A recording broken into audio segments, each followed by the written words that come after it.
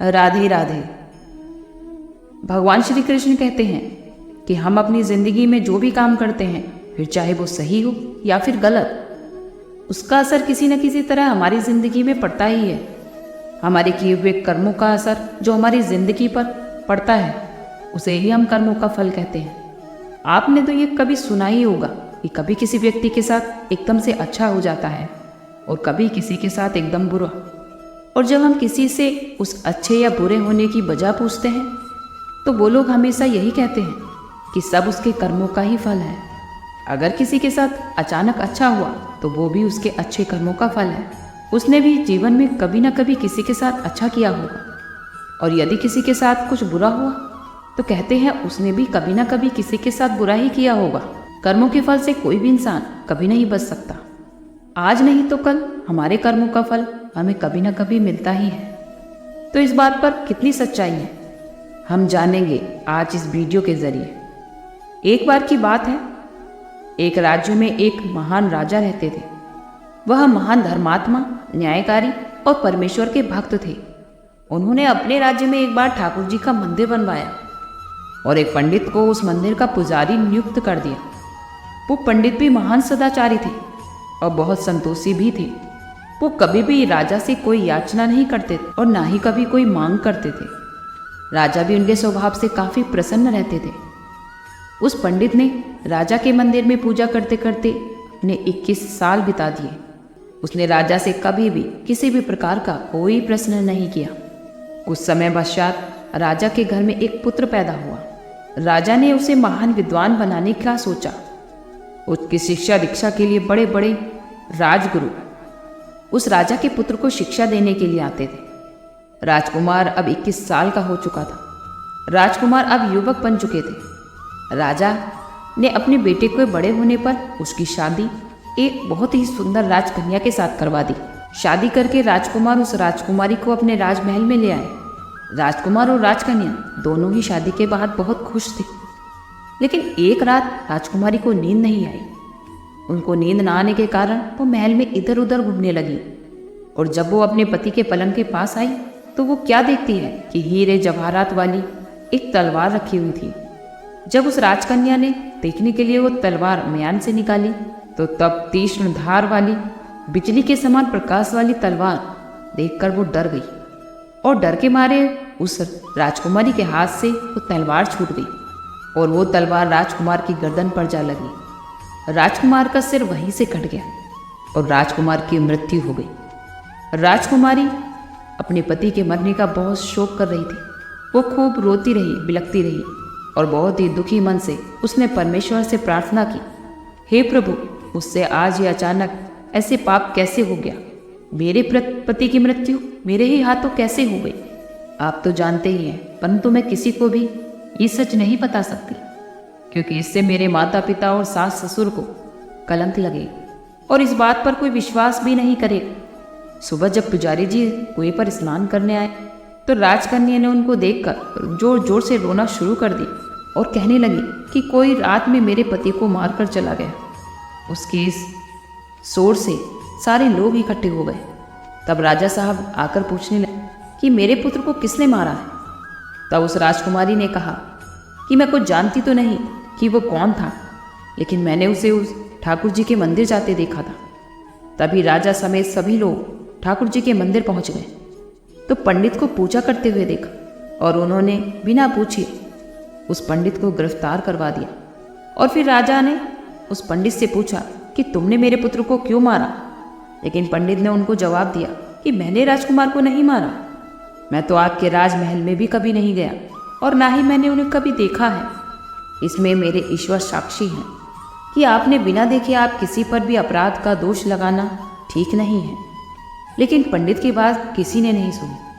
कोई कुछ कह रहा था तो कोई कुछ।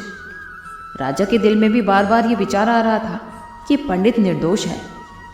लेकिन सभी लोगों के कहने पर राजा ने पंडित से कहा, मैं तुम्हें प्राणदंड तो नहीं दूंगा, मगर जिस हाथ से तुमने मेरे पुत्र को तलवार से मारा है मैं वो हाथ कटवा दूंगा।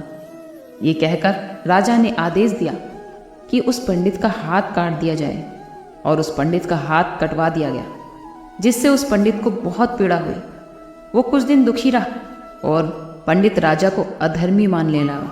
उसके बाद वो राज्य को त्याग कर कहीं और चला गया। वो खोज करने लगा कि उन्हें कोई महान विद्वान ज्योतिषी मिले तो बिना किसी अपराध के हाथ कटने का कारण पता करूं। किसी के पूछने पर उन्होंने बताया कि यहाँ से कुछ मील की दूरी पर एक गांव में एक विद्वान ज्योतिषी रहते हैं।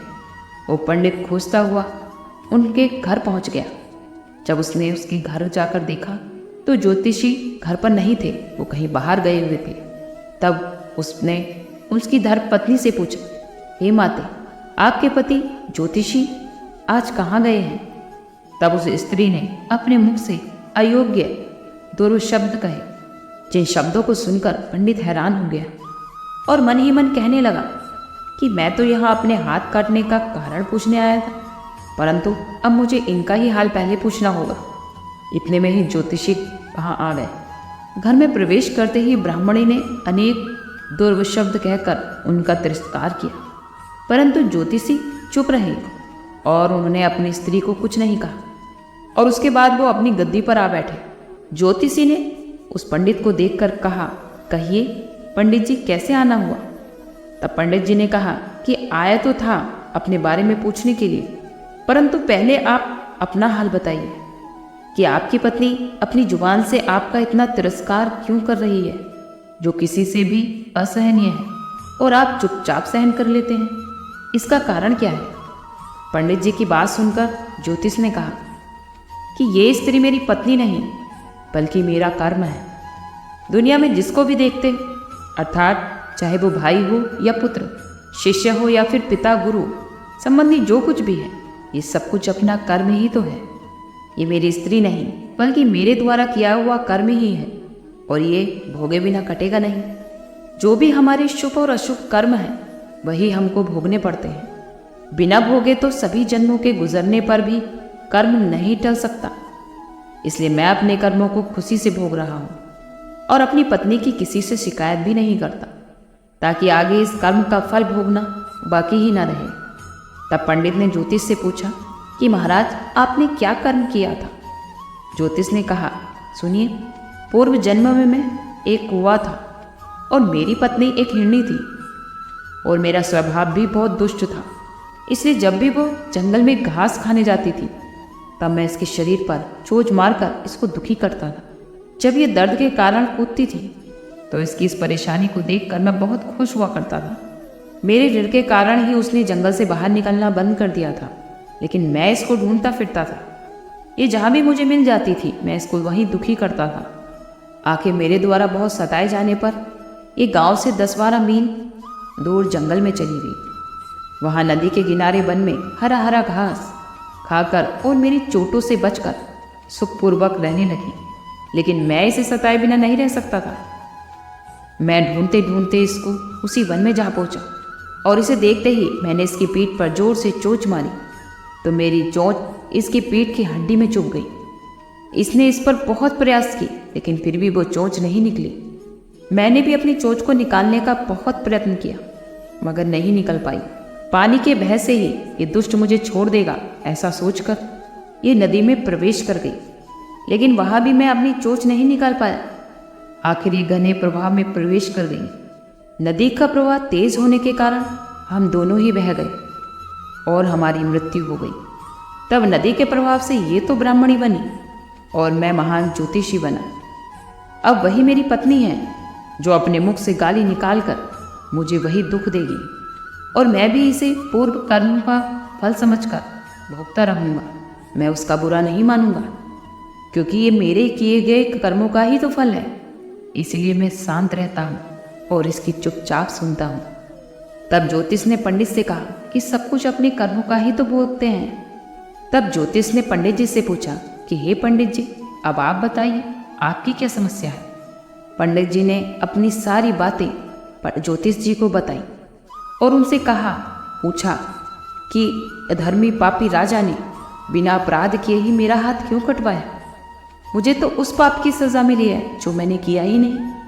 तब ज्योतिष ने कहा कि राजा ने आपका हाथ नहीं कटवाया, आप ही के कर्म ने आपका हाथ कटवाया है। तब पंडित जी ने पूछा कि किस प्रकार? तब ज्योतिषी महाराज ने उन्हें बताया कि पूर्व जन्म में आप एक तपस्वी थे और वो राजकन्या एक गाय थी तथा राजकुमार कसाई था। वो कसाई जब गाय को मारने लगा तब वो गाय बेचारी जान बचाकर तपस्वी के सामने से जंगल में भाग गई। पीछे से कसाई आया और उसने तपस्वी से पूछा कि क्या इधर कोई गाय आई थी। तपस्वी ने तो प्रण कर रखा था कि मैं झूठ नहीं बोलूँगा, इसलिए जिस तरफ गाय गई थी तपस्वी ने अपने हाथ से इशारा किया। तब कसाई ने जाकर उस गाय को मार डाला। वो नदी के किनारे उस गाय को ले जा रहा था। इतने में ही उस जंगल से शेर आ गया और वो गाय और कसाई दोनों को खाकर गंगा जी के किनारे उनकी हड्डियां वहां बह गई। गंगा जी के प्रताप से ही कसाई को राजकुमार और उस गाय को राजकन्या के रूप में जन्म मिला।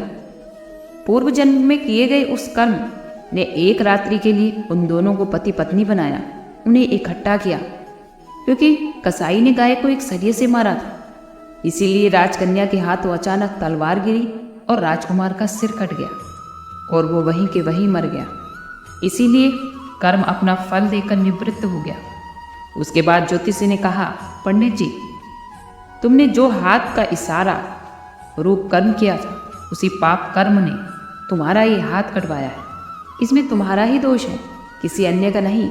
ऐसा निश्चय कर सुख पूर्वक रहो।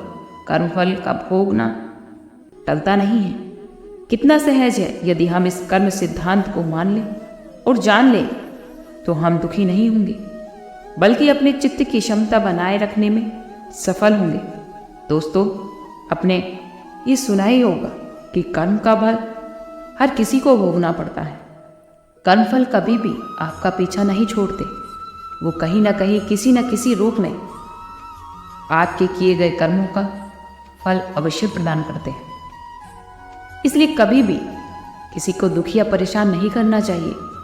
हमेशा यही कोशिश करनी चाहिए कि हमसे किसी का अहित ना हो। अपने कर्मों को सद्गुण बनाना चाहिए, सुकर्म करने चाहिए। आज के लिए इतना ही। कल फिर मिलते हैं एक नई वीडियो के साथ। खुश रहिए, स्वस्थ रहिए।